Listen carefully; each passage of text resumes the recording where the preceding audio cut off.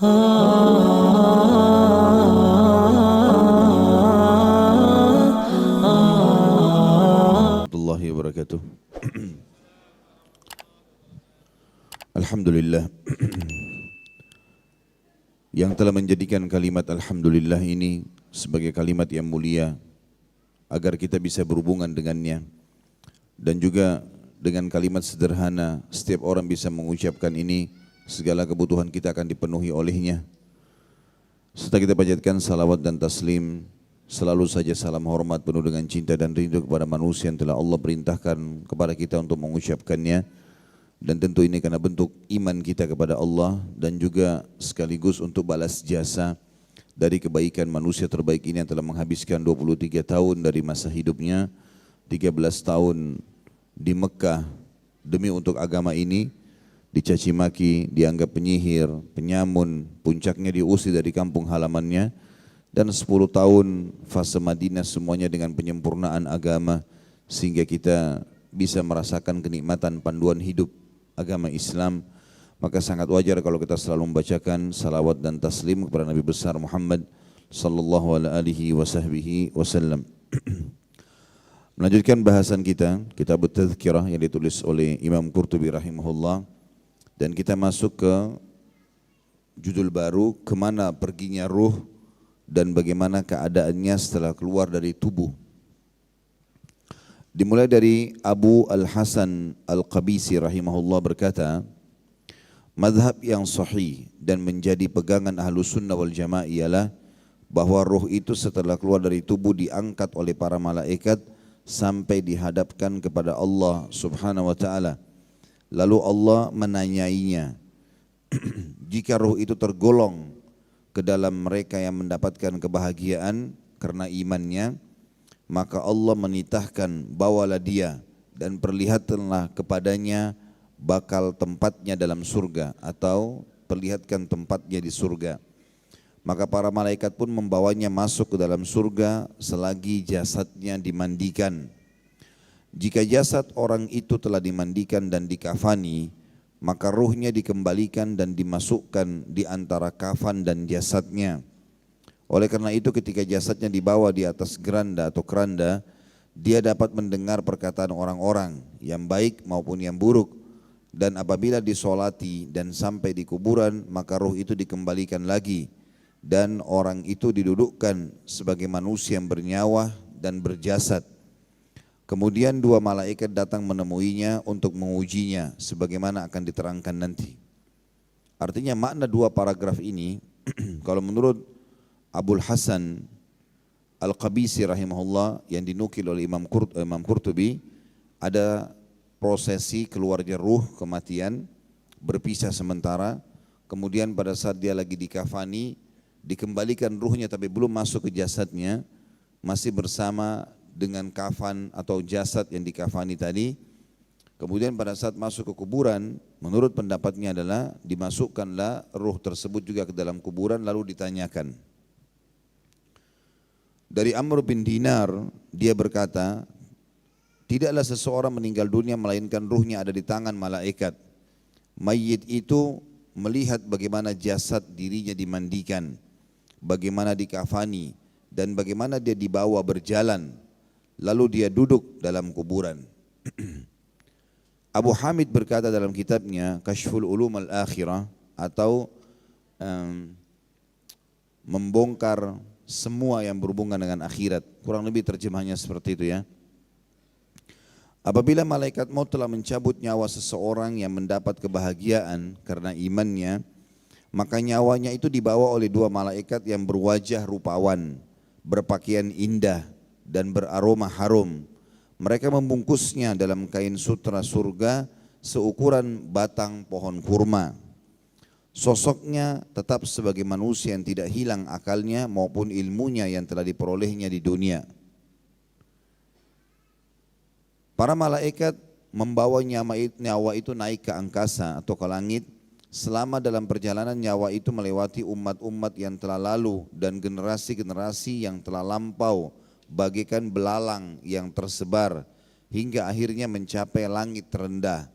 Maka ketua rombongan mengetuk pintu lalu ditanya siapa kamu. Maksudnya malaikat yang membawa ruh itu akan mengetuk pintu langit dan ditanya oleh malaikat penjaga langit siapa kamu. Maka penjaga itu pun atau pembawa ruh itu berkata, aku adalah Salsail dan ini yang kubawa adalah fulan, sambil menyebut namanya yang terbaik dan yang paling disukainya. Maka penjaga pintu itu berkata, sebaik-baik orang adalah fulan karena dia tidak ragu dalam keyakinannya. Khusus sampai paragraf sini, di sini ada perkataan aku adalah Salsail. Sebagian ulama yang menukil atau mendukung riwayat ini yang dinukil oleh Abu Hamid dalam Kashfu Ulumul Akhirah dalam buku beliau mengatakan adalah nama malaikat itu sendiri yang membawa ruh ke langit. Kemudian sampailah rombongan di langit kedua, maka malaikat itu mengetuk pintu dan ditanya siapa kamu, maka penjaga langit pun dari malaikat berkata seperti tadi. Para penjaga pintu berkata, selamat datang fulan, ahlan wa sahlan. Saatnya selamat datang atau selamat bertemu. Dia selalu menjaga sholatnya dengan semua kewajibannya. Makna sampai paragraf sini, setiap langit punya pintu dan setiap pintu ada penjaganya. Serta untuk menembus langit-langit tersebut ada amal-amal yang akan memudahkan kita atau ruh kita akan naik sampai ke langit ketujuh tadi. Karena di pintu pertama dikatakan yang menyebabkan pintu langit terbuka di pintu pertama, di langit pertama karena dia penuh dengan keyakinannya, yakin Islam benar, dia meninggal dalam keadaan Islam. Di langit kedua dikatakan selamat datang karena dia menjaga sholatnya dengan semua kewajibannya. Kemudian lewatlah mereka hingga sampai ke langit ketiga. Lalu malaikat itu mengetuk pintu lagi, malaikat rahmah yang membawanya atau kasih sayang yang membawanya. Dan ditanya lagi oleh penjaga pintu langit ketiga, siapa kamu ini? Maka ketua rombongan menjawab, di sini tentu terjemahan kurang tepat ketua rombongan ini ya. Terjemahan yang paling tepat adalah malaikat yang membawa ruh itu. Menjawab seperti jawaban pertama dan kedua, kalau ini adalah fulan bin fulan, digunakan namanya si mayit yang paling baik di dunia. Maka para malaikat pintu langit ketiga menjawab atau mengucapkan selamat datang fulan. Dia selalu memperhatikan perintah Allah mengenai kewajiban hartanya dan tidak kikir sedikit pun. Berarti ini amal yang mengetuk atau yang akan membuat langit ketiga terbuka. Kemudian mereka meneruskan hingga sampai ke langit keempat. Lalu pemimpin malaikat tadi mengetuk lagi pintu yang membawa ruh ini dan ditanya siapa kamu, maka dia menjawab seperti jawaban tadi dan mendapat sambutan selamat datang fulan, dia telah berpuasa sebaik-baiknya dan menjaganya dari perkataan-perkataan kotor dan makanan yang haram. Kemudian sampailah mereka ke langit kelima, lalu malaikat tadi juga mengetuk pintu dan ditanya siapa kamu ini. Lalu dia jawab seperti tadi juga dan mendapat sambutan selamat datang fulan. Fulan ini maksudnya si mayit ya. Dia telah menunaikan haji wajib tanpa dibarengi dengan sum'ah dan riya. Sum'ah ini sebenarnya mencari nama lah ya. Dia dianggap nanti sudah pergi haji ya dengan kedudukannya. Kemudian sampai ke langit ke-6, ketua rombongan atau malaikat tadi itu mengetuk lagi pintu dan ditanya siapa kamu, maka dia menjawab seperti tadi dan mendapat sambutan selamat datang orang-orang saleh jiwa atau selamat datang orang yang saleh jiwa yang baik dan banyak berbakti kepada kedua orang tuanya. Lalu pintu pun dibukakan untuknya. Akhirnya sampai dia di langit ke-7, maka malaikat yang membawanya, malaikat rahmah mengetuk pintu lagi dan ditanya siapa kamu? Oleh penjaga malaikat pintu langit ke-7. Maka dia menjawab seperti tadi dan mendapat sambutan selamat datang fulan. Dia banyak beristighfar saat dini hari, bersedekah secara diam-diam dan menjamin anak-anak yatim. Lalu dibukakanlah pintu. Kemudian lewatlah rombongan itu hingga tiba di Saradiqatul Jalal ya, atau kemah-kemah keagungan. Ketua rombongan mengetuk pintu dan ditanya siapa kamu, maka dia jawab seperti tadi juga, dan mendapat sambutan selamat datang, ahlan wa sahlan, hamba yang soleh dan jiwa yang baik. Dia banyak beristighfar, beramar ma'ruf dan bernahi mungkar, dan memuliakan orang-orang miskin. Dan mereka terus berjalan dan bertemu dengan para malaikat, semuanya senang menerima kedatangannya dan menyalaminya, sehingga sampailah di Sidratil Muntaha. Lalu malaikat yang membawanya mengetuk pintu dan ditanya, siapa kamu? Maka dia menjawab seperti tadi dan mendapat sambutan, selamat datang fulan, ahlan wa sahlan, amalnya soleh, ikhlas semata-mata karena Allah. Lalu dibukakan pintu. Kemudian mereka melewati lautan api, melewati lautan cahaya, melewati lautan kegelapan, melewati lautan es, lalu melewati lautan embun. Lautan-lautan itu panjangnya masing-masing 1000 tahun perjalanan. Kemudian mereka menembus hijab yang terpasang pada arsh Tuhan yang Maha Pengasih. Hijab-hijab itu sebanyak 80.000 kemah dan mempunyai beberapa balkon. Pada masing-masing kemah ada 80.000 balkonnya, teras maksudnya. Di atas setiap balkon ada 80.000 bulan. Mereka semua bertahlil kepada Allah, bertasbih dan mensucikannya. Andaikan salah satu dari bulan-bulan itu muncul ke langit bumi atau ke langit dunia yang terendah, niscaya dia disembah sebagai Tuhan selain Allah, dan niscaya akan membakar cahaya langit. Artinya saking indahnya ya. Ketika itulah ada panggilan dari hadrat Allah lewat belakangan kemah-kemah tersebut, nyawa siapakah yang kalian bawa? Maka para malaikat menjawab, fulan bin fulan. Selanjutnya Allah yang Maha Agung bertitah, dekatkan dia. Kamu adalah sebaik-baik hamba, wahai hambaku. Dan ketika nyawa itu dihadapkan ke hadirat Allah, dia merasa malu dikarenakan beberapa perbuatan tercela dan hina yang telah dia pernah perbuat, sehingga dia mengira dirinya pasti binasa. Namun Allah telah memaafkannya. Tentu sampai di sini ya, seseorang yang mentahkik buku ini, jadi bukan Imam Qurtubi, karena Imam Qurtubi menulis dan menukil.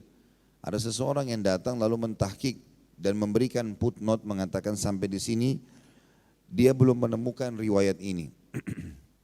Jadi butuh penelusuran kembali. Tapi ini Imam Qurtubi nukil, ya, dinukil sebagai informasi. Untuk memastikan semua ini tentu butuh waktu untuk mencari riwayat ini. Tapi kalau kita kembali kepada riwayat yang sahih, maka tidak seperti ini rinciannya. Riwayat yang sahih berbunyi, pada saat baginda Nabi SAW mengantar jenazah seorang sahabat dan sudah dimasukkan ke dalam kuburan, maka Nabi SAW berkata, ketahuilah kalau ruh orang beriman akan meninggal dunia, maka akan datang kepadanya 3 sosok malaikat. 2 malaikat kasih sayang di kiri kanannya membawa kain kafan dari surga, dan 1 malaikat maut yang ada di ubun-ubun kepalanya, sambil mengatakan kepadanya, hai jiwa yang baik, keluarlah kepada rahmat Tuhanmu. Maka ruhnya pun keluar seperti cepatnya air yang keluar dari mulut kendi. Kemudian setelah itu dibawa oleh malaikat rahmat dibungkus dengan kain kafan dari surga, kemudian dibawalah ke langit. Dan di langit pertama, malaikat ini mengetuk pintu dan penjaga malaikat langit berkata, siapa kamu? Maka dia pun mengatakan, siapa bersamamu, bukan siapa kamu ya. Riwayat ini kan tadi dalam buku kita siapa kamu. Malaikat itu ditanya. Kalau di yang riwayat yang sahih, yang sudah pasti, itu tidak dikatakan seperti itu, tapi dikatakan siapa yang bersamamu. Maka disebutlah namanya fulan bin fulan, namanya si mayit yang paling baik di dunia. Kemudian malaikat pun membukakan pintu, begitu terus sampai langit ke-7. Dan semua malaikat di langit 1 sampai langit 7 berharap ruh ini lewat di sisi mereka. Karena kata Nabi SAW, ruh itu mengeluarkan bau yang lebih wangi daripada bau kasturi. Dan mudah-mudahan termasuk kita insya Allah ini. Kemudian setelah itu riwayat ini diringkaskan atau ringkas saja. Tidak ada seperti tadi sampai mengetuk Sidratil Muntaha, tapi sampai ke langit ke-7. Kemudian terdengar suara dari langit mengatakan, catatkan hambaku ini termasuk penghuni surga. Ya, Allah berfirman, dan kembalikan dia di dunia, di sana saya ciptakan, di sana pula saya akan bangkitkan. Maka ruhnya diturunkan bersamaan jasadnya diantar di dalam liang lahat. Jadi artinya ditunggu jasad tersebut dimasukkan liang lahat, kemudian baru ruhnya dimasukkan lagi ke liang lahat tersebut. Kemudian setelah itu 3 langkah mereka jalan, dia masih bisa mendengarkan suara sendalnya, dan setelah itu datang malaikat mendudukkan dia lalu menanyakan ya pertanyaan yang sudah masyhur, siapa Tuhanmu, ya siapa nabimu, apa kitabmu. kemudian dibukakanlah bagi dia, setelah itu dia jawab, lalu dibukakan bagi dia pintu neraka. Dia ketakutan melihat neraka tersebut, tetapi malaikat mengatakan, lihatlah dari apa Allah haramkan dirimu. Karena kau beramal saleh beriman, maka tidak jadi masuk di sini. Ditutup, dibuka pintu surga dengan segala macam fasilitasnya. Dia pun kagum. Maka malaikat berkata, ini tempat kamu sekarang. Lalu dia berdoa mengatakan, ya Allah cepatkan waktu karena aku ingin masuk ke dalam surgaku. Lalu datang di sebelahnya orang yang tampan, yang wangi, yang bersih, dan dia kagum melihat orang itu. Maka dia mengatakan, saya amal solehmu yang akan menemani kau sampai hari kiamat. Lalu terdengar suara mengatakan, bentangkan kuburan hambaku ini seluas pandangan matanya, dan bukakanlah jalan menuju ke surganya setiap pagi dan petang. Sehingga kata Nabi SAW, sampailah padanya bau wanginya surga. Dia tidak masuk ke dalam, tapi dia melihat. Dan melihat ini sudah sebuah nikmat, apalagi kalau masuk ke dalamnya. Maka jadilah kuburannya taman dari taman surga, kata Nabi SAW. Gara-gara kejadian tadi. Kalau orang fasik atau orang kafir sebaliknya, akan datang kepadanya sosok malaikat 3, di kiri kanannya malaikat penyiksa, di kubur-kubur kepalanya malaikat maut, yang mengatakan, hai jiwa yang busuk, keluarlah kepada murka Tuhanmu. Lalu ruhnya tidak mau keluar, berantakan di tubuhnya. Kata Nabi SAW, lalu malaikat menarik dengan keras dari ubun-ubun kepala, seakan-akan bulu domba yang dibasahkan, lalu dililitkan di pohon berduri dan ditarik dengan keras sehingga berantakanlah bulu domba tersebut. Lalu kemudian pada saat dia sudah keluar, belum sesaat keluar ditangkap oleh malaikat penyiksa, 2 di kiri kanannya yang bawa kain kafan dari neraka, lalu dibawa ke langit. Baru di langit pertama sudah ditolak oleh para malaikat, karena roh tersebut mengeluarkan bau lebih busuk daripada bau bangkai. Lalu kemudian terdengar suara dari langit mengatakan, catatkan hambaku ini termasuk penghuni neraka, dan kembalikan dari dunia, di sana saya ciptakan, di sana pula saya akan bangkitkan. Maka bersamaan jasadnya diantar, dimasukkanlah juga ruh tersebut. Begitu masuk ke dalam kuburan, 3 langkah mereka jalan masih didengar suara langkah kakinya. Kemudian malaikat duduk, datang dan mendudukkan dia, lalu menanyakan, siapa Tuhanmu, apa nabi, siapa nabimu, apa kitabmu. Dia tidak bisa menjawab, dia hanya mengatakan, saya hanya mengikuti apa yang orang ucapkan. Maka dibukakan baginya pintu surga, dia kagum, dia suka. Malaikat bilang, lihat dari apa kamu haramkan dirimu sendiri. Lalu kemudian dibukakan pintu neraka dan dikatakan, ini tempat kamu sekarang, tidak ada lagi tempat lari selainnya. Maka dia berkata, ya Allah, jangan cepatkan waktu karena aku tidak ingin masuk ke nerakaku. Lalu datang orang di sebelahnya, buruk tampangnya, baunya busuk, ya. Maka mengatakan, dan sambil mengatakan kepadanya, aku adalah amal burukmu yang akan menemani kau sampai hari kiamat. Kemudian Allah mengutus kepadanya malaikat yang tidak punya penglihatan dan pendengaran, yang membawa sebuah besi. Kalau seluruh jin dan manusia bersatu untuk membalikannya, mereka tidak akan mampu. Kemudian dihantamkan ke kepala si mayit, maka hancurlah dia. Begitu terus sampai hari kebangkitan, maka jadilah kuburannya lubang dari lubang neraka. Melihat riwayat yang sahih tadi yang baru kita sampaikan, dan kalau dihubungkan dengan apa yang disampaikan di sini, memang hadis ini yang sekarang tadi kita sudah bacakan, ada beberapa hal yang perlu ditelusuri. Seperti tadi, nama malaikat, ya, yang disebutkan, aku adalah Salsail, ya. Dan nama ini masih sangat asing, ya, belum biasa didengar. Ini butuh penelusuran tentunya. Mudah-mudahan insya Allah nanti saya coba telusuri kembali riwayat ini. Kemudian juga tentang masalah adanya 80.000 bulan yang ada di bawah arsy-Nya Allah atau di Sidratil Muntaha, ya. Kita lanjutkan, demikianlah kata beliau, sebagaimana diriwayatkan dari Yahya bin Aksum Al-Qadi, bahwasanya dia ditampakkan dalam mimpinya setelah meninggal. Maka dia ditanya, apa yang Allah lakukan terhadapmu? Yahya bin Aksum ini adalah salah satu qadi, hakim di negeri Syam, terkenal dengan kesolehannya. Dinukil kisahnya pada saat dia meninggal, sempat dia dalam mimpi seseorang, dia datang. Sempat ditanya, ya, bagaimana keadaan anda? Lalu dia mengatakan, atau apa yang Allah telah lakukan terhadapmu? Lalu dia menjawab, dia maksudnya Allah menyuruhku menghadap ke hadiratnya. Jawab Yahya menerangkan, kemudian berfirman, hai orang tua buruk, kamu telah melakukan begini dan begini. Aku berkata, wahai Tuhanku, bukan begitu yang telah engkau ceritakan mengenai dirimu. jadi apa yang telah aku ceritakan mengenai diriku, hai Yahya. Maksudnya di sini terjadi pembicaraan antara seorang hamba dengan Tuhannya. Allah mengatakan, ya, hai orang tua yang buruk, kamu telah melakukan begini dan begitu. Maka dia pun berkata kepada Allah, wahai Tuhanku, bukan begitu yang telah engkau ceritakan tentang dirimu. Aku tidak pernah temukan ada riwayat bahwasanya Tuhanku akan berbicara seperti itu dengan hambanya. Lalu Allah bertanya, jadi apa yang telah aku ceritakan mengenai diriku, hai Yahya?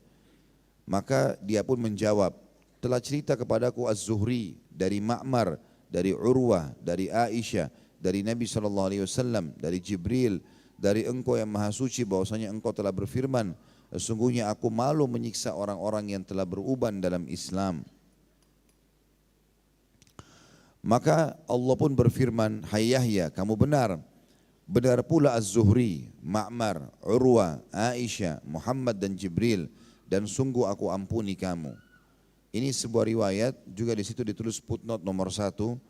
Di atas sudah disebutkan pembicaraan mengenai ini, maksudnya pernah ada disebutkan riwayat yang mirip dengan ini. Ya. Kemudian dari Ibnu Nabata, ketika dia ditampakkan dalam mimpi, dia ditanya, apa yang telah Allah lakukan terhadapmu? Maka dia pun menjawab, Allah telah menyuruh aku menghadap ke hadiratnya. Jawab Ibnu Nabata menerangkan, lalu dia berfirman, kamu orang yang lancar bicara, sampai orang mengatakan alangkah fasihnya dia. Maka aku katakan, maha suci engkau, sesungguhnya aku telah menyifati engkau. Maksudnya aku telah meyakini keberadaanmu. Allah berfirman, katakan apa yang kamu katakan di dunia. Maka aku berkata, mereka dihancurkan Tuhan yang telah menciptakan mereka. Mereka dibikin diam oleh Tuhan yang telah membuat mereka bicara. Dan Tuhan akan mengadakan mereka kemari atau menghadapkan mereka kemari di akhirat.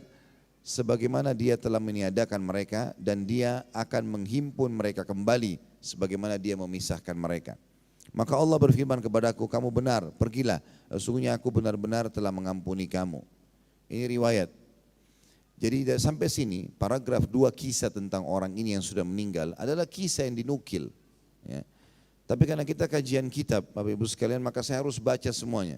Nanti kita akan berikan kesimpulan di akhir ya. Jadi kajian kitab memang kita harus membaca semuanya, nanti akan kita telusuri tentang kesahihannya, penguat riwayatnya atau pendapat ulama yang berhubungan dengan masalah statement seperti ini. Dan ini memang cukup banyak kita temukan kalau dalam kisah para salafus saleh, banyak di antara mereka yang sudah meninggal kemudian datang di mimpi orang lain. Ya. Seperti kisah tentang istrinya Harun al-Rashid. Dia rutin sekali bersedekah, baik itu membiayai orang pergi haji, orang jihad, bahkan dia pernah membangun bendungan air Zam-Zam di wilayah antara Arafah ke Muzdalifah untuk memberikan minum seluruh jemaah haji. Dan zaman dulu tidak ada ledang air kayak kita sekarang, jadi menggunakan unta dengan kendi-kendi yang besar lalu diisi gitu. Maka dia pun meninggal dan sebelum dia meninggal orang banyak berbicara. Pada saat dia meninggal orang banyak bicara mengatakan orang ini di surga karena banyak sekali amal solehnya. Kemudian ponakan dia yang sering dia bantu dan sangat dekat dengan dia mimpi ketemu sama tantenya ini. Lalu dia bertanya, apa yang telah Allah lakukan dengan engkau hai tanteku? Maka istrinya Harun Rashid mengatakan, sungguh seluruh amal yang pernah saya kerjakan hancur dan musnah. Tidak satu pun diterima oleh Allah. Maka kata keponakannya, bagaimana dengan biaya jemaah haji? Bagaimana dengan biaya jihad? Bagaimana dengan penampungan air Zam-Zam antara Arafah dan Muzdalifah? Maka kata dia, semuanya saya lakukan riya. Lalu ponakannya tanya, lalu bagaimana keadaanmu sekarang? Kata dia, Allah telah mengampuni aku dengan amal-amal wajib yang pernah aku kerjakan dan sholat malam yang aku kerjakan tanpa ada manusia melihatnya. Ini dinukil dan masyhur di kisah ini di kalangan para ulama. Juga ada kisah yang lain, ada 2 orang sahabat yang saling janji satu sama yang lain, kalau siapapun yang meninggal lebih dulu memohon kepada Allah untuk datang dalam mimpi temannya. Maka pada saat itu pun salah satunya meninggal dan temannya mimpi benar bertemu dengan yang sudah meninggal ini.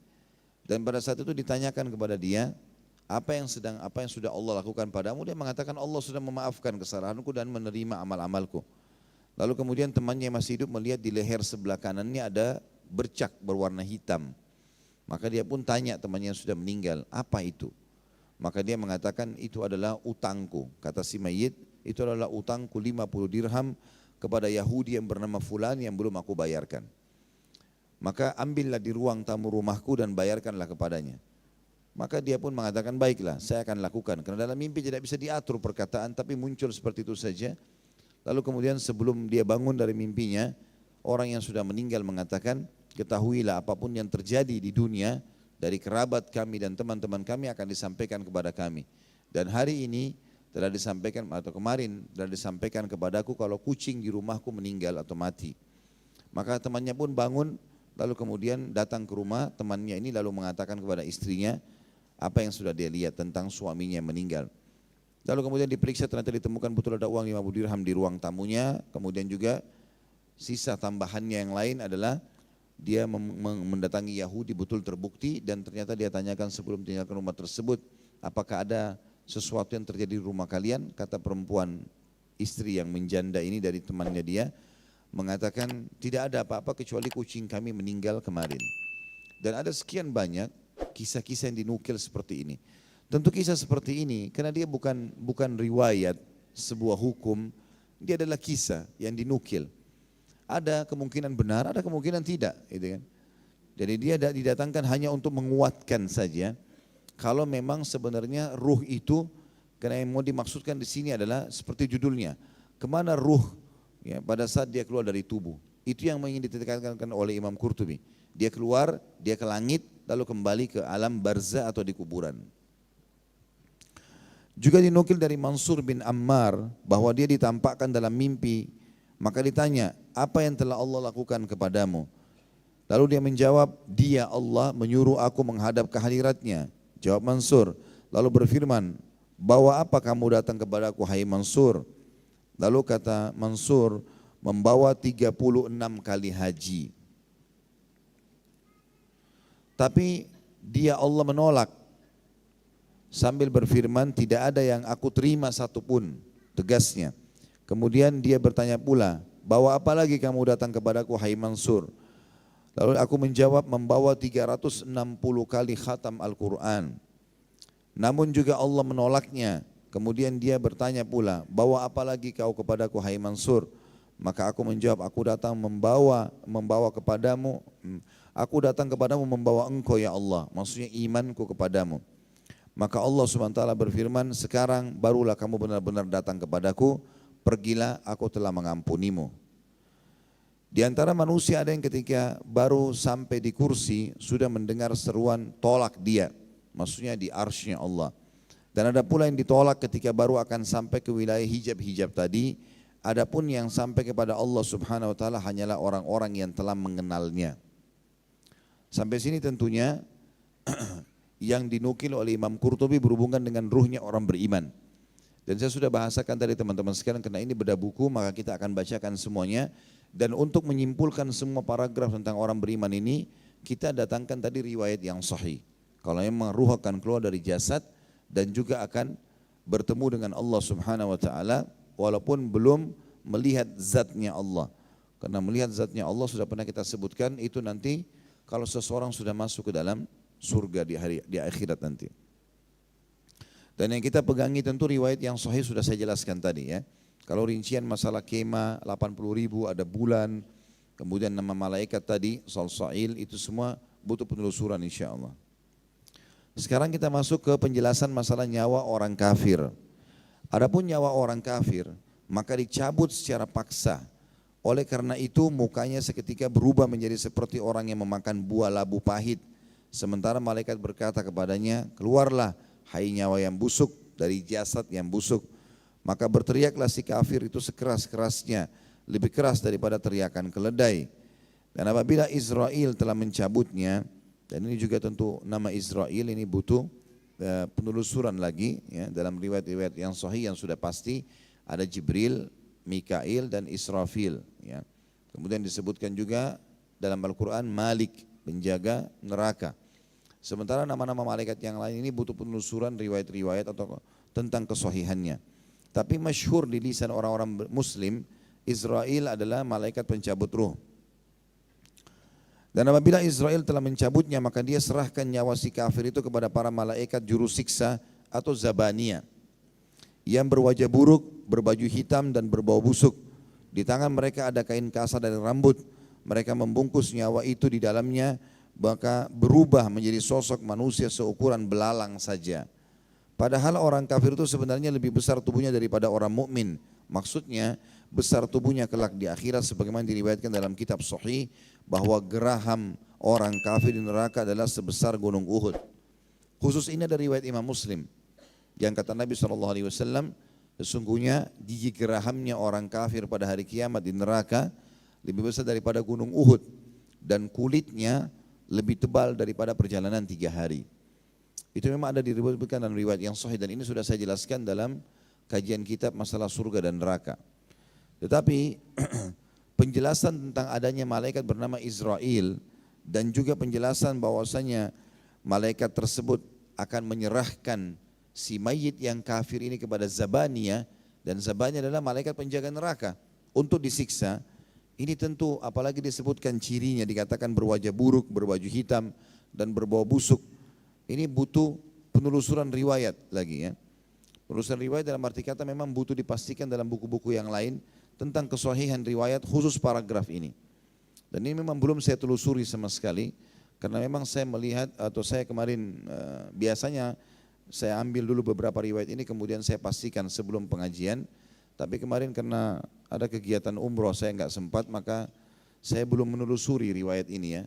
Jadi insya Allah 2 ini menjadi PR saya akan sampaikan ke Bapak Ibu nanti tentang masalah kasus nama malaikat yang membawa tadi Salsail dan juga 80.000 bulan dan tenda, serta juga nama malaikat Israel dan Zabaniyah yang dikatakan dalam riwayat atau dalam buku ini berwajah buruk. Ini butuh penelusuran insya Allah. Kalau masalah riwayat yang mengatakan orang kafir dibesarkan pada hari kiamat di neraka itu betul, dan cukup banyak riwayat yang berhubungan dengan masalah itu. Di antaranya hadis Sahih Bukhari Muslim, kalau orang-orang kafir akan ditebalkan kulit mereka setebal perjalanan 3 hari, dan tempat duduknya antara Mekah dengan Hijr, ya kurang lebih perjalanan 1000 kilometer. Ya. Dan itu memang menyebutkan atau itu memang disebutkan tentang masalah besarnya tubuh mereka di neraka untuk beratnya siksaan. Kalau semut kita ingin pukul bagian perutnya, itu agak sulit karena dia kecil sekali. Kalaupun kita memukulnya mungkin semua tubuhnya akan kena. Tapi kalau gajah karena besarnya kita bisa memukul di titik manapun yang kita inginkan. Maka hikmah daripada dibesarkan badan orang kafir di hari kiamat di neraka adalah supaya dia mudah untuk disiksa. Dan memang dibesarkan. Kalau ada yang bertanya, kalau badan seorang kafir, gigi gerahamnya saja seperti gunung Uhud, bagaimana dengan jasadnya? Berapa miliar orang kafir yang meninggal? Bagaimana luasnya neraka? Maka pernah ada seorang Yahudi bertanya kepada Nabi SAW mengatakan, hai Muhammad, kalian menyangka bahwasanya surga itu seluas langit dan bumi. Jadi surga itu seluruh bumi ini, seluruh langit ini, 7 lapis langit. Langit pertama aja di kepala kita ini kita tidak pernah lihat ujungnya, maka surga seluas ini semua. Dalam sebuah riwayat dijelaskan bahkan antara langit satu dengan langit yang kedua itu besarnya perbandingannya seperti cincin dibuang di padang pasir. Surga seluas itu semuanya. Makanya tempat-tempat orang beriman walaupun miliaran jumlahnya, masih surga masih lowong, masih luas, gitu kan. Sampai dalam sebuah riwayat dikatakan, sungguh surga dan neraka akan dipenuhi oleh penghuni-penghuninya. Kalau orang-orang di neraka, maka Allah akan besarkan badannya orang-orang kafir sehingga memenuhi neraka tersebut. Dan kalau surga, Allah ciptakan makhluk-makhluk dari pelayan-pelayan untuk memenuhi surga tersebut. Kita kembali ke riwayat tadi. Kalau Nabi SAW mengingatkan badan orang kafir akan dibesarkan seperti gunung Uhud,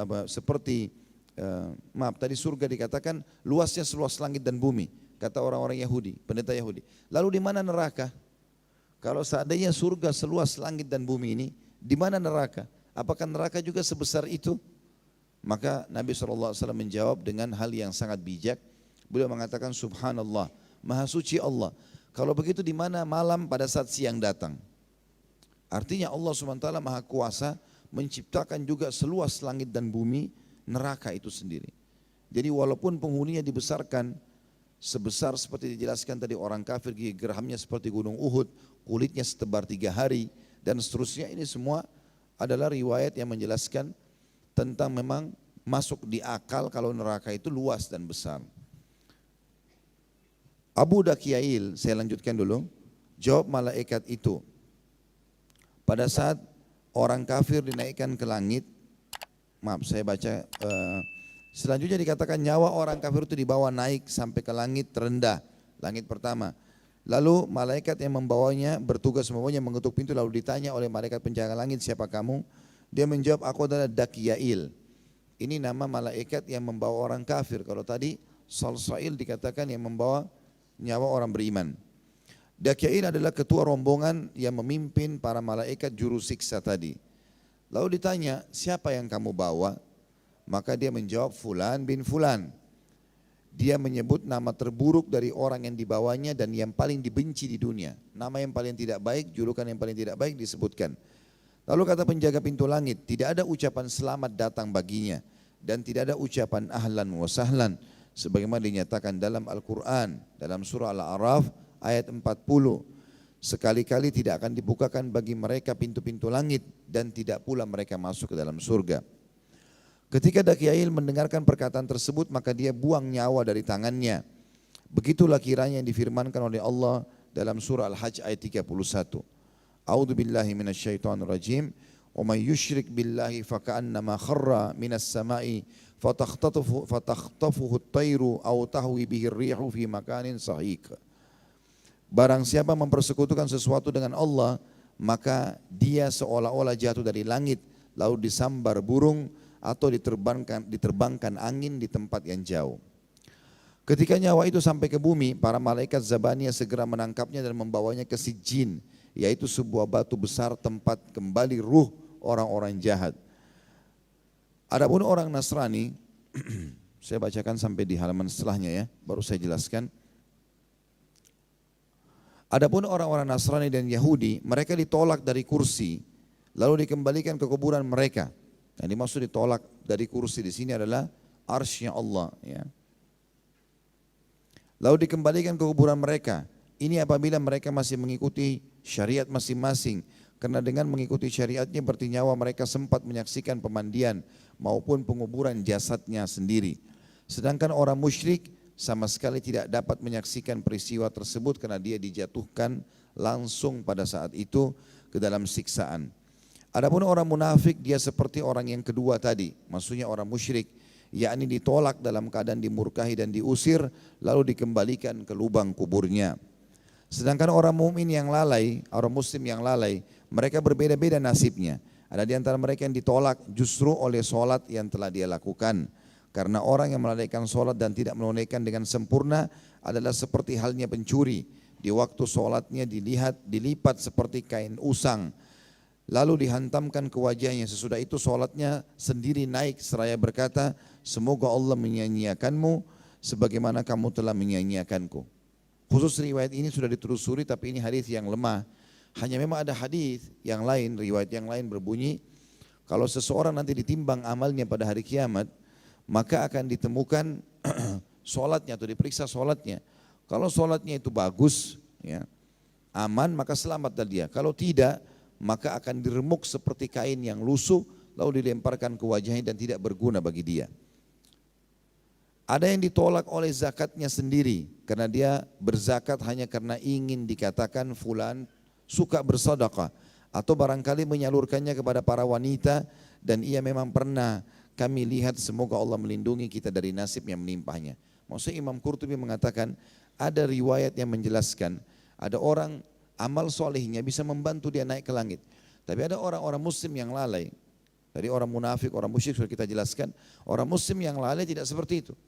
Amal-amalnya malah menolak dia dan amalnya tetap naik ke langit. Lalu melaporkan kepada Allah Subhanahu wa taala kalau sebenarnya orang ini tidak layak untuk menerima atau menjadikan saya sebagai penyebab dia masuk ke dalam surga. Jadi dia ditolak oleh amalnya sendiri. Dan ada yang ditolak juga oleh puasanya karena hanya berpuasa dari makan saja dan tidak berpuasa dari perkataan, yakni perkataan keji dan semua perkara yang merugikan.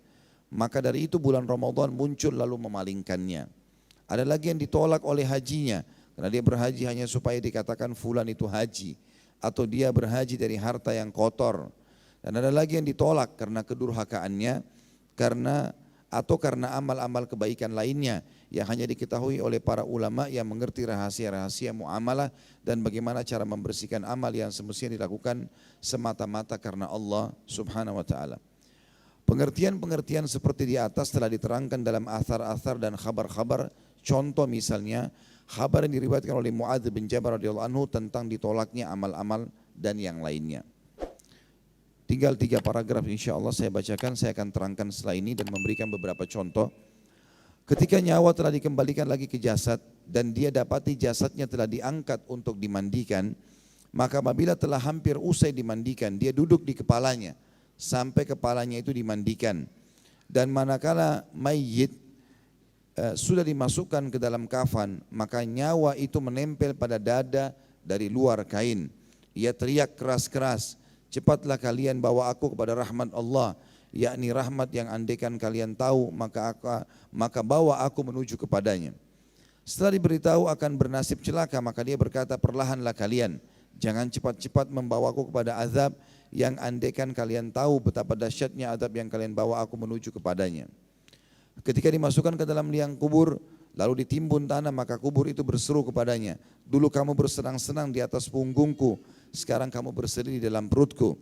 Dulu kamu makan bermacam-macam makanan, sekarang kamu menjadi makanan ulat dan cacing di dalam perutku." Dan masih banyak lagi kata-kata kecaman lainnya sampai tanah diratakan. Lalu datanglah seorang malaikat yang bernama malaikat Ruman memanggilnya.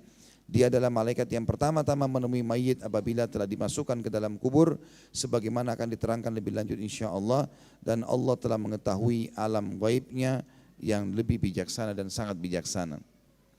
Dari apa yang kita baca tadi 2-3 lembar ini teman-teman sekalian, untuk potongan pertama 5-6 paragraf pertama sudah saya jelaskan riwayat yang sahih tentang ruh keluar. Riwayat-riwayat yang setelahnya ini semuanya umumnya didhaifkan oleh Syekh Albani rahimahullah tentang masalah adanya nama-nama malaikat, adanya ibadah yang menolak atau yang menolak untuk bersama dengan si mayit. Sementara itu riwayat memang diriwayatkan oleh Muadz bin Jabal, sahabat Nabi radhiyallahu anhu, tapi dilemahkan oleh sebagian ulama tentang masalah riwayat ini. Tapi kalau kita ambil riwayat-riwayat yang sahih berhubungan dengan ini, memang ada riwayat Bukhari Muslim menjelaskan kalau seseorang itu meninggal dunia dan dia orang beriman, maka dia akan berkata, "Cepatkanlah bawa ruh ini," karena dia sedang menuju kepada rahmat Tuhannya. Kalau dia orang fasik atau orang kafir, maka dia akan berkata kepada orang-orang yang memikulnya, "Kemana kalian akan membawanya? Kepada siksaan, azab, sungguh celakalah dia." Sampai sini ada riwayat sahih menjelaskan. Dan tentu seorang muslim berpegang pada riwayat yang sahih. Yang penting adalah kita mengetahui dan meyakini kita akan meninggal dunia dan ada prosesi malaikat bertemu dengan kita dan kemudian dibawa ruh itu untuk dilaporkan kepada Sang Pencipta Allah Subhanahu wa taala. Ini tentu berhubungan dengan masalah kasus ruh keluar dari jasad. Ada pelajaran-pelajaran yang harus kita ambil teman-teman sekalian berhubungan dengan masalah keluarnya ruh ini. Pertama sekali kata ulama, dia akan keluar dengan sangat cepat dan dimensi waktu berbeda dengan dimensi kita yang masih hidup. Makanya kalau kita lihat cuplikan di YouTube banyak sekali tentang mati mendadak misalnya. Berapa banyak orang yang lagi berdiri jatuh.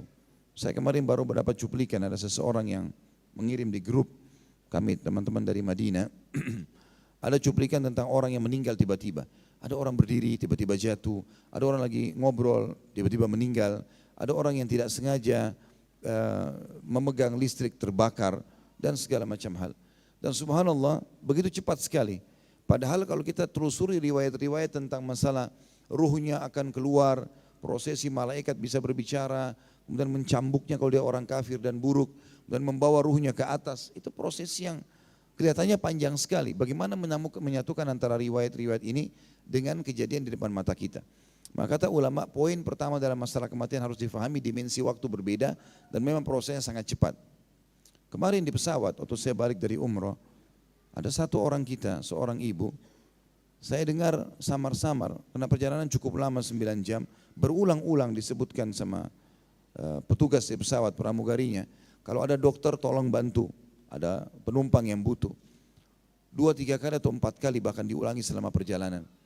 Terakhir subhanallah 15 menit sebelum turun di Jakarta, atau setengah jam kurang lebih, ada seorang ibu dibawa dari belakang ke depan. Kebetulan saya di kelas bisnisnya, ada di kelas ekonomi dibawa ke depan.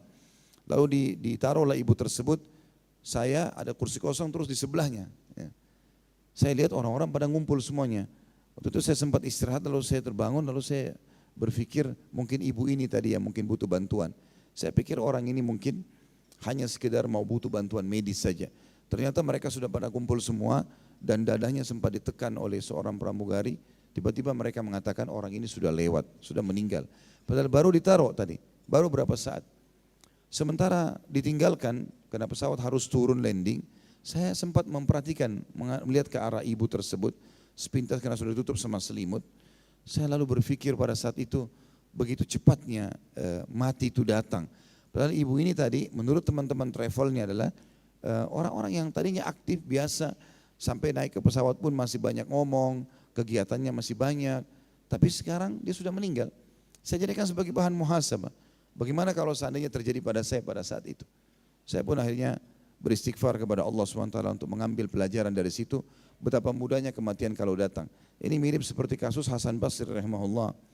Pada saat beliau pernah mengantar jenazah, lalu beliau berzikir. Ada anak muda di sebelahnya lalu berkata, wahai imam, kenapa anda berzikir? Kata Hasan Basri, diamlah wahai anak muda, berzikirlah. Karena yang sedang kita antar sudah enggak bisa berzikir lagi. Maka anak muda tersebut pun sambil berzikir, sambil mendengar nasihat tersebut, lalu kemudian dia sambil berzikir atau mengamalkan apa yang disampaikan oleh Hasan Basri. Kita ambil pelajaran daripada kasus ruh keluar dari jasad ini adalah bagaimana seseorang meyakini itu akan terjadi. Dan seorang mukmin harusnya hati-hati karena setiap saat bisa terjadi pada dia, tidak ada sesuatu yang menghalangi. Apakah dia sehat, dia sakit, dia tua atau dia muda, bisa terjadi setiap saat. Ya, ini bisa semua terjadi setiap saat dan setiap orang harus siap untuk itu. Dijelaskan di pasal setelahnya masalah cara mati yang berbeda-beda dan masing-masing orang menghadapi dengan kondisi yang berbeda-beda. Di antaranya berfirman atau dalam firman Allah, di sini mungkin kita akan buka Al-Quran karena ada beberapa ayat yang tidak dijelaskan atau ditulis oleh penerbit lafaz Al-Qurannya. Kalau ayat yang pertama tentang orang-orang beriman diwafatkan oleh para malaikat yang baik-baik, tampangnya baik, badannya wangi, ya. Itu disebut dalam surah An-Nahl ayat 32. A'udzu billahi minasyaitonir rajim. Alladzina tatawaffahumul malaikatu thayyibin. Ini bisa kita buka dulu surah An-Nahl ayat 32. Saya ulangi baca ayatnya. A'udzu billahi minasyaitonir rajim. Alladzina tatawaffahumul malaikatu thayyibin yaquluna salamun alaikum udkhulul jannata bima kuntum ta'malun. Itu lanjutan ayatnya. Dan orang-orang yang diwafatkan dalam keadaan baik oleh para malaikat dengan mengatakan kepada mereka salamun alaikum, keselamatan buat kalian, masuklah kalian ke dalam surga itu disebabkan apa yang telah kalian kerjakan. Ayat ini surah An-Nahl surah nomor 16 ayat 32 menjelaskan tentang prosesi orang beriman kalau meninggal dunia, dan ulama tafsir mengatakan malaikatnya datang dengan tampang yang paling sempurna, yang paling baik, dengan cahaya yang terang sebagaimana Allah ciptakan dari cahaya. Kemudian orang beriman itu pun ruhnya akan keluar dalam bentuk cahaya yang terang sambil disambut dengan sambutan yang meriah kayak tadi. Kemudian surah As-Sajdah setelahnya, tapi ini tidak ditulis oleh penerbit di sini Al-Qur'annya, maka kita buka juga surah nomor 32 dalam Al-Qur'an. A'udzu billahi minasyaitonir rajim. Qul yatawaffakum malakul mautil ladzi wukkila bikum thumma ila rabbikum turja'un. Katakanlah hai Muhammad, jelaskan kepada pengikutmu bahwasanya malaikat maut yang diserahi untuk mencabut nyawa kalian pasti akan mematikan kalian. Ada lanjutan ayat di sini yang perlu kita ketahui karena sampai sini saja ditulis oleh penulis, tapi kita harus lanjutkan. Dan ketahuilah hanya kepada Tuhan kalian akan dikembalikan. Lalu lanjutan ayat ini yang penting setelahnya, ayat 12 tentang prosesi orang-orang kafir atau orang fasik. Walau tara idil mujrimuna nakisu ru'usihim inda rabbihim rabbana absarna wa sami'na farji'na na'mal salihan inna muqinun. Dan jika sekiranya kalian melihat mereka orang-orang yang berbuat dosa itu menundukkan kepala di hadapan Tuhan mereka, seraya mereka berkata, ya Tuhan kami telah melihat dan mendengar, maka kembalikanlah kami ke dunia, kami akan mengerjakan amal soleh, sesungguhnya kami adalah orang-orang yang yakin sekarang. Ayat yang kedua tadi surah Sajdah ini menjelaskan tentang prosesi keluarnya ruh oleh malaikat maut. Tapi itu ayat 11, ayat 12 menjelaskan ini adalah keterangan masalah orang fasik ataupun orang kafir. Jadi ternyata Allah Subhanahu wa taala memperlihatkan buat mereka bagaimana beratnya siksaan sehingga mereka minta dikembalikan ke dunia, dan ini berarti memang ada pembicaraan, ada suara mereka keluar, tapi kita yang masih hidup tentu tidak bisa mendengar masalah itu. Juga tentang sama prosesi kematian ini, ruh yang dicabut dan beda-bedanya prosesi kematian disebutkan dalam surah Al-An'am. Surah nomor 6 ayat 61. A'udzu billahi minasyaitonir rajim. Wa huwal qahiru fawqa ibadi wa yursilu 'alaikum hafazatan hatta idza jaa ahadakumul mautu tawaffathu rusuluna wa hum la yufarritun. Dan dialah Allah yang telah mempunyai kekuasaan tertinggi di atas semua hamba-hambanya, dan diutusnya kepada kalian malaikat-malaikat penjaga. Sampai sini tentu masalah kita masih hidup, semua kita punya malaikat penjaga yang mengingatkan tentang kebaikan-kebaikan. Lalu sehingga lanjutan ayatnya, sehingga apabila datang kematian kepada salah seorang di antara kalian, ia diwafatkan oleh malaikat-malaikat kami, dan malaikat-malaikat kami tidak akan melalaikan kewajibannya. Jadi dua ayat pertama tadi menjelaskan orang beriman kalau meninggal seperti apa. Ayat yang keduanya tadi Sajdah menjelaskan orang kafir. Lalu ayat Al-An'am menjelaskan kalau malaikat-malaikat ini baik orang beriman ataupun orang kafir dan fasik, mereka tidak akan terlambat sama sekali dalam mencabut ruh. Dikatakan di situ malaikat-malaikat kami tidak akan melalaikan kewajiban. Yang dimaksud juga dengan la yufarritun adalah mereka tidak terlambat, sangat cepat dalam mencabut ruh itu. Juga dalam surah An-Nahl, kita kembali surah nomor 16 tadi, ayat 28, Allah Subhanahu wa taala berfirman, alladzina tatawaffahumul malaikatu zalimi anfusihim fa'alqaus salama ma kunna na'malu min su' bala innallaha alimun bima kuntum ta'malun. Orang-orang yang dimatikan oleh para malaikat dalam keadaan berbuat zalim kepada diri mereka sendiri, artinya orang-orang yang banyak dosanya, lalu mereka menyerahkan diri sambil berkata, kami sekali-kali tidak ada mengerjakan sesuatu kejahatan pun. Maka malaikat menjawab, ada, sesungguhnya Allah Maha mengetahui apa yang kalian kerjakan. Ayat surah An-Nahl 28 menjelaskan tentang orang muslim yang lalai. Jadi kita kembali lagi, An-Nahl 32 tadi menjelaskan orang mukmin yang meninggal dalam keadaan baik. Surah As-Sajdah 11 dan 12 menjelaskan orang kafir kalau meninggal seperti apa, ruhnya keluar, dan juga An-Nahl 28 menjelaskan orang-orang muslim yang lalai. Masing-masing punya keadaan berbicara dengan malaikat yang sedang mencabut ruhnya. Kata Imam Qurtubi, ayat-ayat di atas semuanya menceritakan secara garis besar bagaimana cara Allah yang Maha Tinggi mematikan manusia. Ayat-ayat itu kemudian diterangkan lebih lanjut oleh Rasulullah SAW dalam hadis-hadisnya sebagaimana akan dijelaskan dalam pasal ini, tapi setelah menjelaskan beberapa ayat. Juga firman Allah yang berbunyi dalam surah Al-Anfal ayat 50, A'udzu billahi minasyaitonir rajim, walau tara idh yatawaffal ladina kafarul malaikatu yadribuna wujuhahum wa adbarahum. Lanjutan ayat, wa dzuqu adzabal hariq. Andai saja kalian bisa melihat bagaimana malaikat mencabut jiwa orang-orang kafir sambil memukul muka dan punggung mereka, dan dikatakan rasakanlah panasnya api neraka. Juga ayat yang berbunyi dalam surah Muhammad ayat 27, ini butuh untuk kita buka ayatnya, surah nomor 47 ayat 27. Fakaifa idza tawaffathumul malaikatu yadribuna wujuhahum wa adbarahum. Dan bagaimana keadaan mereka apabila malaikat mencabut nyawa mereka selain memukul muka mereka dan punggung-punggung mereka. Kata Imam Qurtubi, kedua ayat ini khusus membicarakan tentang matinya orang kafir yang terbunuh dalam perang Badr. Menurut versi yang disepakati oleh para ahli takwil atau tafsir, sebagaimana dikatakan oleh sebagian ulama, meskipun ada pendapat lain seperti Al-Mahdawi umpamanya, dia mengatakan bahwa orang-orang kafir sampai sekarang pun masih tetap dimatikan dengan cara dipukul dan dihinakan. Jadi prosesi orang mati kafir tadi sudah dijelaskan dalam surah As-Sajdah ayat 12 tadi, kalau mereka akan berbicara dengan malaikat dan malaikat akan menghinakan mereka. Di dalam surah An-Nahl 50 dan Muhammad 27 dijelaskan kalau mereka dipukul wajahnya. Khusus di sini masalah dipukul wajah dan bokong mereka sehingga berbekas. Seperti jenazahnya para orang-orang kafir di Badr, semuanya kelihatan. Wajah mereka belang dan bokong mereka bagian belakang itu seperti hangus terbakar. Dan Nabi SAW menjelaskan kepada para sahabat dalam sebuah riwayat Bukhari, apakah kalian mau bedakan atau tahu mana korban kalian dan mana korban para malaikat?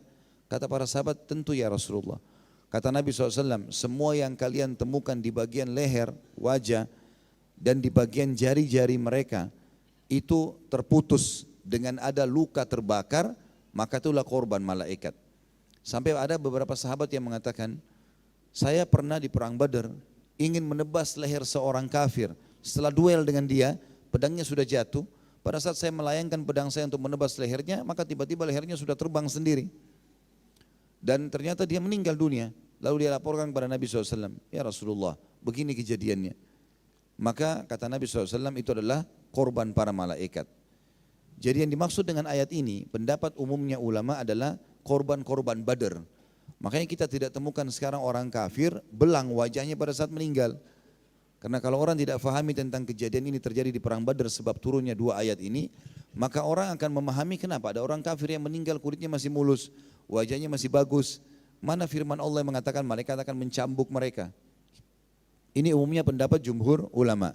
Ada pendapat sebagian ulama, diantaranya disebutkan Al-Mahdawi, salah satu dari sekian banyak ulama yang mengatakan ini terjadi pada orang kafir, tapi terjadinya tanpa diketahui oleh orang yang masih hidup. Bagaimana Allah menghantamnya, bagaimana Allah mengizinkan para malaikat memukulnya, itu adalah kuasa Allah Subhanahu wa ta'ala.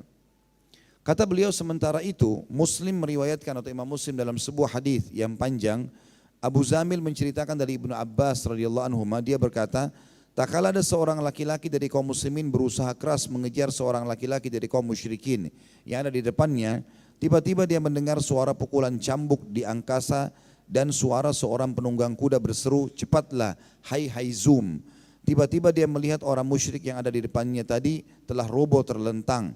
Dia memeriksanya, ternyata telah terpotong hidungnya dan terbelah mukanya. Dia memeriksanya, ternyata telah terpotong hidung dan mukanya akibat pukulan cambuk. Maka orang-orang menyaksikan peristiwa itu semuanya. Lalu seorang sahabat Ansar menemui Rasulullah SAW untuk melaporkan kejadian itu. Maka Nabi SAW bersabda, kamu benar, itu adalah bantuan dari langit kedua. Maksudnya dari Allah SWT, malaikat yang datang. Pada hari itu kaum muslimin berhasil membunuh 70 orang kafir dan menawan 70 orang lainnya, dan seterusnya sebagaimana dituturkan oleh Abu Zamil. Maksudnya terjadi di perang Badar. Jadi ayat-ayat yang menjelaskan tadi terjadi di perang Badar. Banyak di antara korban mereka kelihatan wajahnya hitam dan bokongnya terbakar, ya, jari-jarinya terputus. Jadi pendapat yang paling kuat sebenarnya menjelaskan tentang ayat ini terjadi pada perang Badar saja. Yang lainnya tidak. Karena banyak korban juga orang-orang kafir setelah peperangan ini, seperti perang Hunain misalnya, dan juga ada perang Bani Mustaliq, ya, ada perang-perang yang lain, itu tidak disebutkan kalau korban-korban orang kafir seperti ini keadaannya. Seperti korban yang dibunuh juga oleh Ali bin Abi Thalib pada saat perang Ahzab, ada di situ jenazahnya. Dan pada saat itu sempat beberapa saat dengan kaum muslimin lalu dilemparkan jenazahnya melewati parit atau khandak. Tapi tidak ada riwayat yang menjelaskan kalau wajah mereka merah atau menghitam dan terbakar sebagaimana ayat tadi menjelaskan itu. Berarti yang lebih kuat pendapat di sini adalah memang terjadi hanya pada korban Badr saja. Dan memang di Badar ini dihadiri oleh para malaikat dan malaikat punya peran. Satu-satunya peperangan yang dihadiri oleh malaikat hanya Badar, yang hadir dan ikut berperang hanya Badar saja. Perang yang lain di zaman Nabi SAW ada malaikat hadir seperti perang Hunain tapi tidak ikut berperang. Di antaranya kisah tentang Abdullah bin Mas'ud radhiyallahu anhu. Beliau orangnya kecil sekali, kurus. Ya, saking kecilnya dan kurusnya, satu waktu pernah Abdullah bin Mas'ud naik di atas sebuah pohon kurma dan tertiup angin karena angin kencang. Zaman dulu orang kalau mau lihat adakah kafilah datang dari jauh, mereka naik ke atas pohon kurma. Ibnu Mas'ud naik ke atas pohon kurma, di sahabat di bawah lagi nunggu berita, ada enggak kafilah kelihatan dari jarak jauh. Ternyata angin cukup kencang sehingga betisnya Ibnu Mas'ud radhiyallahu anhu kelihatan. Abdullah bin Mas'ud masyhur, mungkin teman-teman sering baca hadisnya dari Abdullah bin Mas'ud. Orang perawi hadis yang cukup banyak, sekian ribu hadis yang diriwayatkan oleh dia. Rupanya tersingkap betisnya dan saking kecilnya sampai sahabat tertawa melihat kecilnya betisnya Ibnu Mas'ud, jadi kurus sekali. Lalu kata Nabi SAW, apakah kalian menertawakan betisnya Ibnu Mas'ud, sementara kedua betisnya ditimbangan pada hari kiamat lebih berat daripada gunung Uhud. Kejadiannya pada saat Ibnu Mas'ud masuk di perang Badar, dia menawan Abbas bin Abdul Muttalib radhiyallahu anhu. Nanti dia masuk Islam, waktu itu belum masuk Islam. Dia ikut berperang di Badar karena dia diperintahkan oleh sukunya. Makanya kata Nabi SAW kepada para sahabat, kalau kalian temui Abbas di medan perang jangan ada yang bunuh, karena dia keluar hanya karena dipaksa oleh kaumnya. Lalu pada saat itu Abbas orangnya seperti Umar bin Khattab, kalau naik di kuda, duduk di kuda kakinya bisa sampai di tanah. Jadi saking tingginya 2 meter sekian. Dipegang oleh Abdullah bin Mas'ud, ditawan Abdullah bin Mas'ud. Abdullah bin Mas'ud pegang tangannya, maka Abbas teriak-teriak pada saat itu, kesakitan. Semua orang menyaksikan. Lalu kemudian berkatalah ya, orang-orang, hai Abbas, ada apa denganmu? Badan sebesar ini, kamu teriak karena dipegang oleh Ibnu Mas'ud yang sekecil itu? Maka kata Abbas, demi Allah seakan-akan tanganku akan patah. Maka Ibnu Mas'ud sempat tertawa melihat kejadian tersebut. Karena memang dia tahu tangannya 2 cukup memegang satu tangan Abbas. Gitu. Tapi dua-dua tangannya bisa dipegang dan kesakitan. Gitu. Maka Nabi SAW membisikkan Ibnu Mas'ud sambil berkata, hai Ibnu Mas'ud, jangan kamu bangga dulu karena itu adalah bantuan dari malaikat. Jadi bukan kau yang melakukannya. Kita juga kalau masuk di kancah peperangan teman-teman sekalian harus diketahui sebenarnya tentu kita disuruh punya persiapan ya, punya persiapan kalau mau berperang. Tapi kalau sampai terjadi jihad dan kita lagi berperang, yang membunuh orang-orang kafir sebenarnya itu adalah Allah Subhanahu wa taala, bukan kita. Bukan kita. Jadi walaupun kita tidak punya keterampilan dalam berperang pun kata sebagian ulama, asal kita masuk jihad dan ikhlas, kita bisa membunuh orang kafir, kuasa Allah. Makanya Allah menyebutkan tentang pasukan Nabi SAW, para sahabat, falam taqtuluhum walakinallah qatalahum. Kalian tidak pernah membunuh orang-orang kafir itu, tapi Allah yang telah membunuh mereka. Dan ini banyak sekali fakta dalam lapangan tentang masalah kejadian tersebut. Di Badar, para malaikat hadir dan disaksikan oleh para orang-orang kafir dan juga mereka ya memukul wajah dan bokong orang-orang kafir tersebut dan memutus jari-jari mereka sebagaimana ayat Al-Quran. Di perang Hunain mereka hadir tapi tidak ikut berperang dan banyak orang kafir yang mati di perang-perang lain tapi tidak terjadi ini. Berarti kesimpulan dari paragraf tadi yang kita jelaskan adalah memang kedua ayat tadi lebih cenderung jumhur ulama mengatakan terjadi di Badar. Masalah riwayat yang berbunyi ada seorang sahabat mendengarkan suara cambuk riwayat Imam Muslim dan berbunyi hai Haizum cepatlah. Ada seorang sahabat ini kebetulan datang kepada Nabi SAW lalu berkata, ya Rasulullah, tadi di kancah peperangan ceritanya begini. Saya dengar ada suara mengatakan hai Haizum cepatlah. Lalu kemudian seorang kafir tiba-tiba hidungnya dan wajahnya jadi belang dan hidungnya terputus. Maka kata Nabi SAW itu malaikat yang memanggil temannya untuk segera menghukum ya, orang kafir yang telah diperintahkan Allah untuk membunuhnya. Jadi memang Haizum adalah nama malaikat di sini. Tapi dia malaikat siapa? Apakah dia termasuk bertugas rombongan dari malaikat maut? Apakah dia malaikat khusus untuk membunuh orang-orang kafir? Allahu alam. Tapi ada nama malaikat Haizum dan ini riwayat sahih beda dengan riwayat tadi yang sudah disebutkan sebelumnya yang belum ada pensahihan atau pencarian tentang masalah kesahihannya. Baik, paragraf terakhir dalam bahasan kita tadi ini tentang masalah bagaimana cara mati adalah firman Allah SWT surah Al-An'am ayat 93.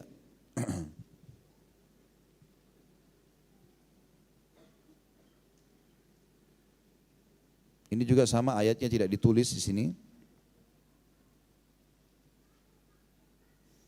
Al-An'am surah nomor 6 kita lihat ayat 93.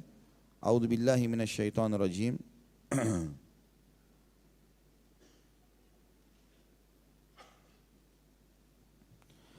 وَمَنْ أَظْلَمُ مِمَّنِ افْتَرَى عَلَى اللَّهِ كَذِبًا أَوْ قَالَ أُوحِيَ إِلَيَّ وَلَمْ يُوحَى إِلَيْهِ شَيْءٌ ومن قال سأنزل مثل ما أنزل الله ولو ترى إذ الظالمون في غمرات الموت والملائكة باسطوا أيديهم أخرجوا أنفسكم اليوم تجزون عذاب الهون بما كنتم تقولون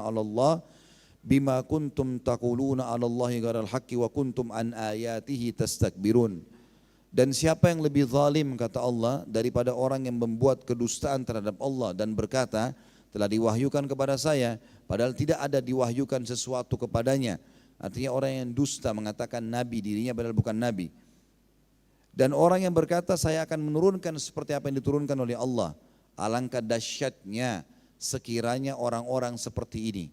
Jadi ini digarisbawahi kalimat alangkah dahsyatnya sekiranya orang-orang seperti ini. Maksudnya ini prosesi kematian orang yang mengaku nabi palsu, ya. Kalau mereka berada dalam tekanan-tekanan sakaratil maut, sedangkan para malaikat memukul dengan tangannya sambil berkata, keluarkanlah nyawa kalian. Di hari ini kamu dibalas dengan siksa yang sangat menghinakan karena kamu selalu mengatakan terhadap Allah perkataan yang tidak benar dan kamu selalu membohongkan diri terhadap ayat-ayatnya. Dan ini subhanallah ayat ini terjadi dan disaksikan oleh para sahabat pada jenazahnya Musailamah Al-Kadzab. Ya, orang yang mengaku sebagai nabi di zaman Nabi SAW atau nabi itu meninggal, maka pada saat dia meninggal di tangan Khalid bin Walid, dia dibunuh oleh Wahsy, ya, ditombak dan ditemukan jenazahnya seperti ayat ini dijelaskan. Kalau bagian wajahnya ditemukan ada seperti pukulan yang sangat keras sehingga membuat bagian wajahnya itu seperti gepeng. Dan ini juga terjadi pada orang yang mengaku nabi palsu. Berarti tidak semua orang kafir kalau meninggal keadaan wajahnya rusak ataupun badannya terbakar, tapi ada orang-orang tertentu. Selain korban Badar juga akan terjadi bagi siapapun yang mengaku nabi palsu. Kalau di zaman sekarang pun ada, maka pasti prosesi jenazahnya atau jasadnya akan ditemukan hal yang sama. Akan ada pukulan yang keras di bagian wajah yang menggambarkan tentang siksaan yang diberikan kepada dia. Ya, Allahu a'lam. Baik, ada pertanyaan? Belum ada.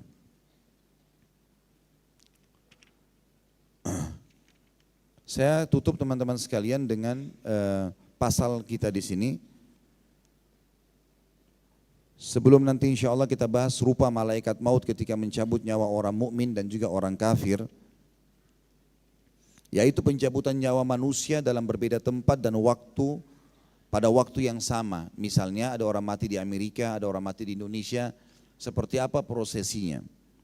Kata Imam Qurtubi, jika ada yang bertanya bagaimana cara menggabungkan ayat-ayat tadi di atas atau yang sudah kita bahas sebelumnya, dan bagaimana cara malaikat maut mencabut dalam satu waktu beberapa nyawa manusia yang meninggal di timur ataupun di barat, maka jawabannya adalah bahwa kalimat tawaffa dalam Al-Quran atau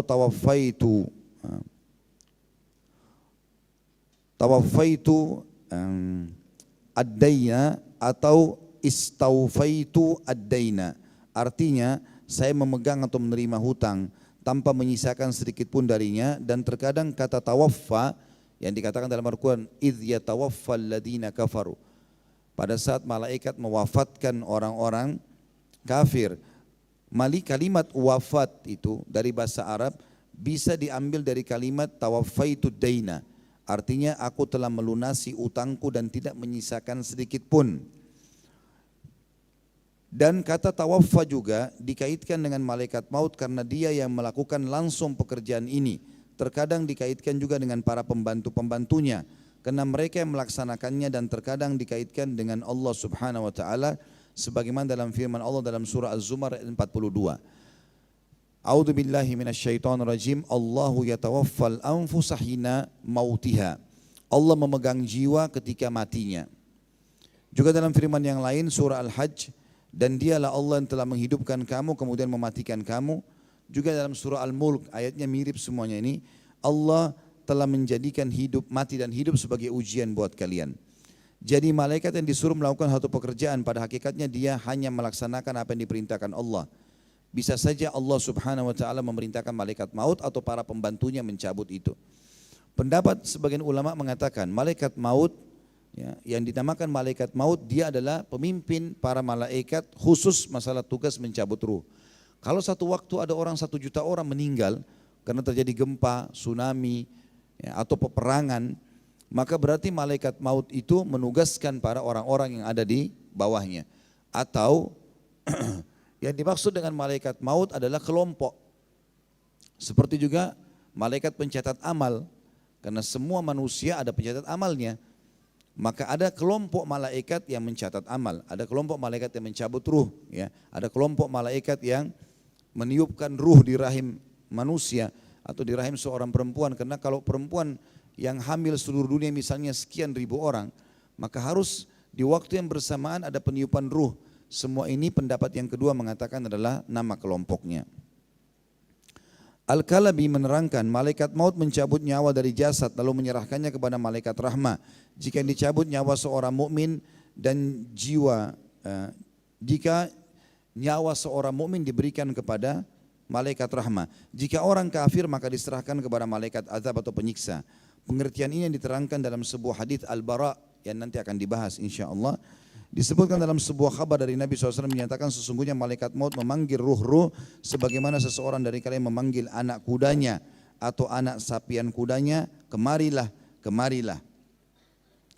Pada kabar tersebut di atas, Nabi SAW menyatakan maksudnya bahwa malaikat maut itu memanggil ruh orang-orang yang akan dimatikan dan dicabut oleh Allah Subhanahu wa ta'ala.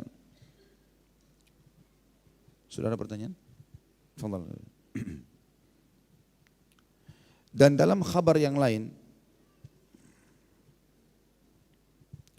malaikat maut duduk, di hadapannya ada lembaran-lembaran atau ada lembaran tempat menulis ajal orang di malam nisfu Sya'ban, yaitu malam untuk segala urusan yang penting-penting dijelaskan di pertengahan bulan Sya'ban, seperti rezeki dan ajal manusia. Menurut pendapat sebagian ulama seperti Ikrimah dan lainnya, tapi yang benar malam dijelaskan urusan yang penting-penting adalah malam Lailatul Qadar. Sebagaimana dinukil dari Qatadah, Al-Hasan, Mujahid dan lain-lainnya. Pendapat kedua ini sesuai dengan firman Allah Subhanahu wa taala dalam surah Dukhan ayat 1 dan ayat 3 tentang masalah penulisan apapun di Lailatul Qadar. Sampai sini paragrafnya dimaksud adalah malaikat maut bisa saja mencabut dengan bertugas sendiri mencabut semua, atau menugaskan para pembantu-pembantunya, atau dia duduk lalu kemudian melihat daftar tulisan orang-orang yang akan dicabut nyawanya. Kemudian malaikat maut pun memanggil satu persatu mereka sehingga berkumpul nyawa tersebut lalu ditarik sekaligus dengan cara dikeluarkan secara serentak. Menurut Ibnu Abbas bahwa Allah membuat keputusan-keputusan di malam nisfu Sya'ban lalu menyerahkan kepada para malaikat yang akan mengurusnya di malam Lailatul Qadar. Berarti Ibnu Abbas menggabungkan antara dua pendapat. Yang dimaksud juga di sini adalah malam nisfu Sya'ban atau malam Lailatul Qadar, malaikat maut duduk lalu menerima daftar nama-nama orang yang akan mati. Kemudian memanggil mereka atau memanggil ruh-ruh tersebut, lalu kemudian menyatukan dan menarik sekaligus semuanya. Ini makna paragraf sampai tadi yang kita bacakan.